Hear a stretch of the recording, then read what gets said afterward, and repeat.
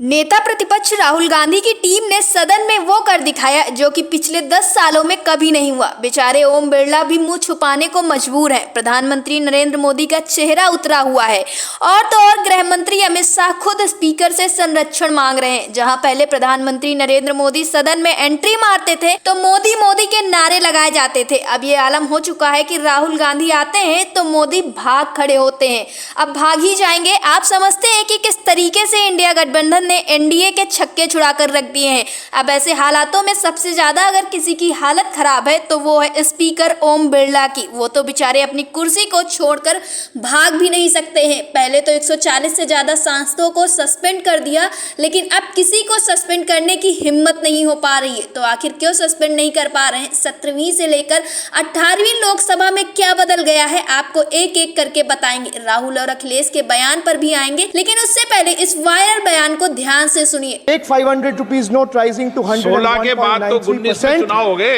And कोई 60 साल पहले जवाहरलाल नेहरू का बात करेगा, दूसरे नेताओं का बात करेगा, तब आप कुछ नहीं बोलेंगे। सब बोलते हैं। मैं 5 साल पहले का डिमोनेटाइजेशन का बात करूंगा तो आप कहेंगे भाई वर्तमान इशू पे बोलिए।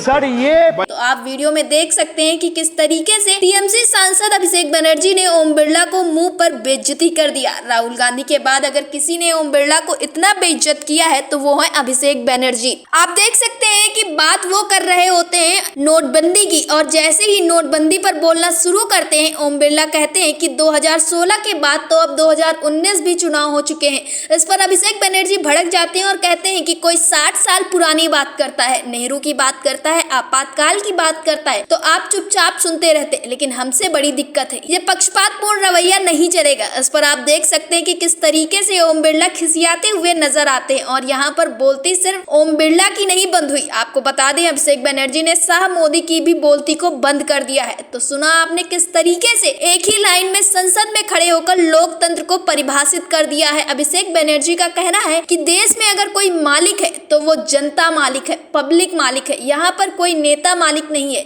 मैं तीसरी बार सांसद बना हूँ और 7 लाख के मार्जिन से बना हूँ। आप देख सकते हैं कि किस तरीके से मोदी शाह को भी खुला चैलेंज करते हुए कहा है कि ये एक एग्जाम्पल है मोदी के लिए भी और शाह के लिए भी। आप अच्छे से जानते हैं कि किस तरीके से प्रधानमंत्री नरेंद्र मोदी 2024 लोकसभा चुनाव में दावा तो कर रहे थे कि 10 लाख के मार्जिन से जीतेंगे, लेकिन जब शुरुआती रुझान निकलकर सामने आते हैं तो कांग्रेस नेता अजय राय से पीछे हो गए। और तो प्रधानमंत्री नरेंद्र मोदी ने सबसे कम मार्जिन से जीत दर्ज करने वाले प्रधानमंत्री का भी रिकॉर्ड कायम कर दिया है। खबर में मौजूद है, खबर में देखें कि लिखा हुआ है कि कम मार्जिन से जीतने का रिकॉर्ड पीएम मोदी के नाम। 5 साल में 45.22% से 13.49% पर पहुंचा जीत का अंतर। तो आप देख सकते हैं किस तरीके से 5 सालों में जीत का अंतर घट गया है। और तो और सिर्फ 1.5 लाख वोटों के मार्जिन से जीत दर्ज की है। ये हाल हो चुका है प्रधानमंत्री नरेंद्र मोदी के संसदीय क्षेत्र वाराणसी का। अब ऐसे में इंडिया गठबंधन मजबूत है, और कितना मजबूत है आप अभिषेक बनर्जी के इस बयान से अंदाजा लगा सकते हैं। नेता प्रतिपक्ष राहुल गांधी ने अपनी टीम तैयार कर ली है और राहुल गांधी की इस टीम में शामिल अखिलेश यादव, महुआ मोइत्रा, अभिषेक बनर्जी, कल्याण बनर्जी है। आप देख सकते हैं कि इंडिया गठबंधन के एक एक दिग्गज नेता ने एनडीए को पानी पिलाने का काम किया है। भारतीय जनता पार्टी की बोलती बंद हो गई है। ये वो नेता हैं जब बोलते हैं तो सबकी बोलती बंद कर देते हैं। अब वैसा ही कुछ सदन में होता हुआ नजर आ रहा है। इंडिया गठबंधन सदन में कितनी तैयारी के साथ पहुंच रहा है, आप एक एक नेता के बयान से अंदाजा लगा सकते हैं। और सबसे बड़ी बात यहाँ पर है कि अब ओम बिरला भी नेता प्रतिपक्ष राहुल गांधी की ताकत को समझते हैं। आप अच्छे से जानते हैं कि सदन में जब पहला ही भाषण दिया था तो किस तरीके से राहुल गांधी ने प्रधानमंत्री नरेंद्र मोदी से लेकर गृह मंत्री अमित शाह को पानी पिलाकर रख दिया था। ऐसे में आप समझ सकते हैं कि ओम बिरला की सस्पेंड करने में हालत कितनी खराब हो रही होगी। पहले तो 140 से ज्यादा सांसदों को सस्पेंड कर दिया गया, किस तरीके से